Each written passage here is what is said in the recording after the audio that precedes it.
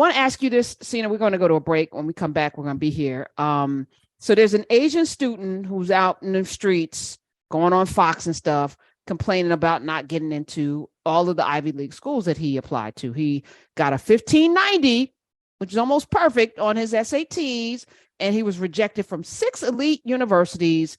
And his name is John Wang. He's 18. He has a 4.65 GPA in high school. Like, dude, too high.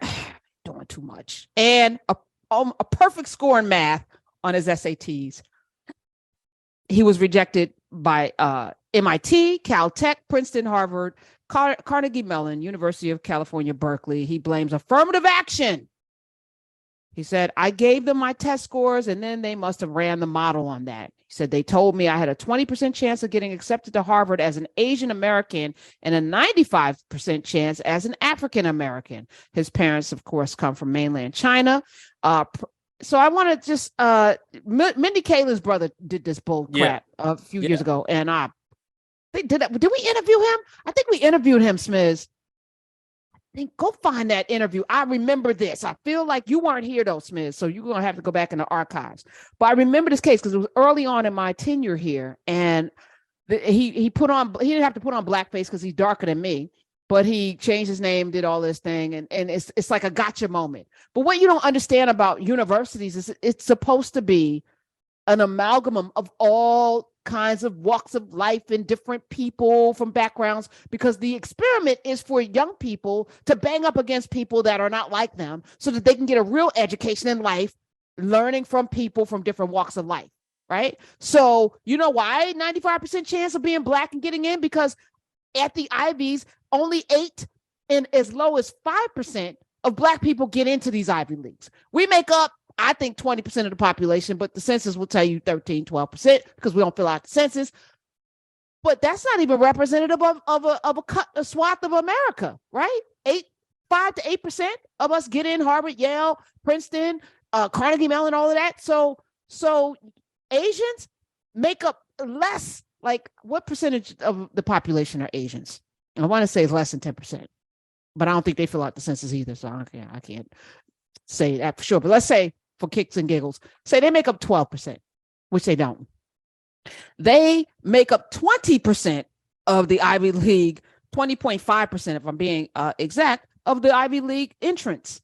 So, yeah, you have a 20% chance of getting in as an Asian and a 95% chance because you're smart, dude.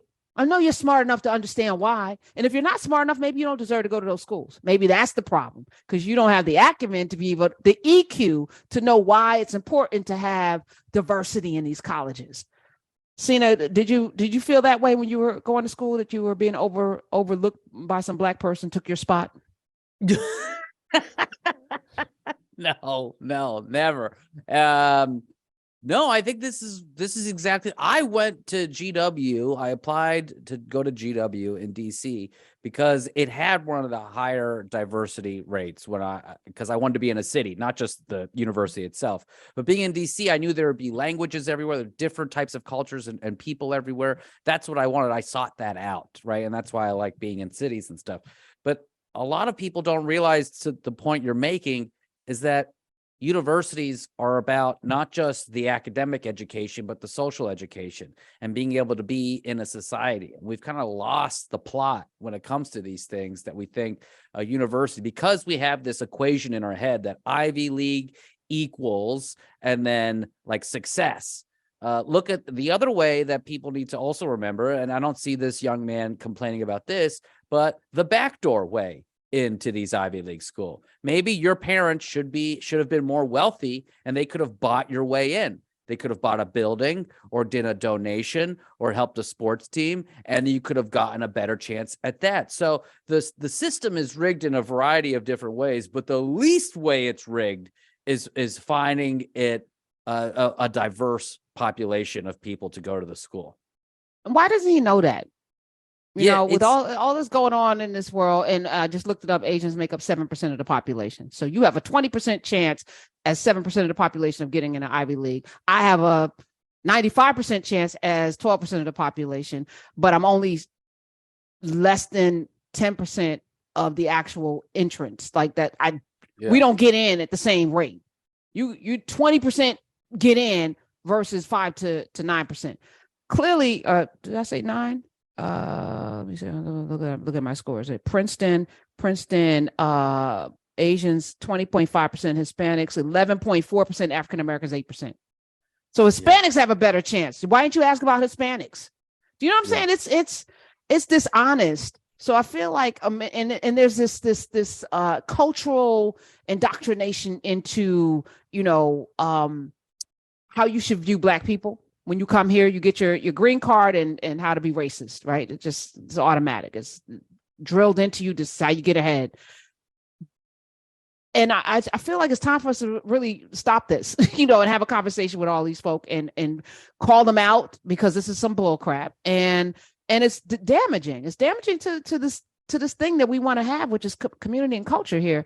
I don't know, but it's prevalent too, And here's the other problem, because these schools set these bars, right? So you told folk how to get in, and these folk figured it out. Like, they know how to come. They got the testing down. That's why they win the spelling bees. Like, there's a whole system involved in how to get, 1,600 in your SATs. I ain't take an SAT prep course. You know what I'm saying? It's like, I just went in and took it. I didn't know that there was all of these different things you could do to get higher scores, to get a better chance. So they cracked the code, and now y'all mad. Like, the universities don't even know what to do, because they're applying in droves, because you told them this is the way to success. Yeah. And they followed the model. I can't be mad at them, but what you're not going to do is drag Black people in this. And parents of these, like Asian parents, are telling their kids, this is what you need to do to be successful. And they drill it into them at a very young age. It was drilled into me at a young age. I fought it back all the time that I needed to memorize all these vocabulary words for the SATs. I had to do all this writing because English wasn't a native language at our home. So I needed to be studying even more. All of that stuff backfired, by the way. And so no, it didn't. You got a law degree. You're successful. So stop it. I know you got a brother that's a doctor, but this you pretty much followed the model. But I didn't get into any of these fancy schools or whatever. And but at the same time, it's we need to think about a better way of just coexisting. And that should be the lesson parents teach their kids, as opposed to, we live in a capitalist society and it's cutthroat, and you need to be better than the person next to you, or else they're going to cut your throat. And that's the society a lot of these kids grow up in. That's the reality that's created at a lot of their homes. And it's not necessarily the right one. It's not, and not even necessarily. It just absolutely is not.